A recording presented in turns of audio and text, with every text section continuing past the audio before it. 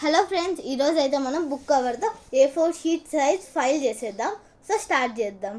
First అయితే ఇది చిన్నపిల్లలకి చాలా యూజ్ అవుతుంది.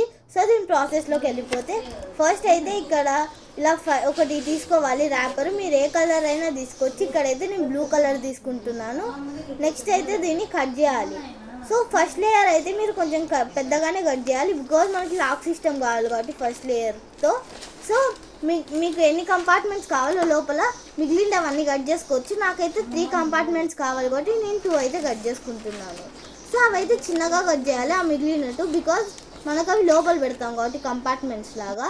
సో ఇవన్నీ ఇలా నీట్గా అరేంజ్ చేసుకొని స్టాప్లర్ చేసేయాలి వీటికి.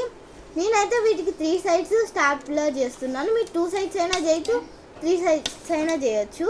నేను ఎందుకు 3 సైడ్స్ చేస్తున్నానంటే కింద స్టిఫ్గా ఉండాలి కాబట్టి అవి మనం యాడ్ చేసిన ఎక్స్ట్రా 2 కాలమ్స్, దానికోసం అయితే నేను 3 సైడ్స్ చేశాను. చూసారా ఫైల్ అయితే ఎంత బాగా వచ్చిందో. లోపల కంపార్ట్మెంట్స్ కూడా చాలా బాగున్నాయి. ఇదైతే చిన్నపిల్లలకి బాగా నచ్చుతుంది. Okay, bye.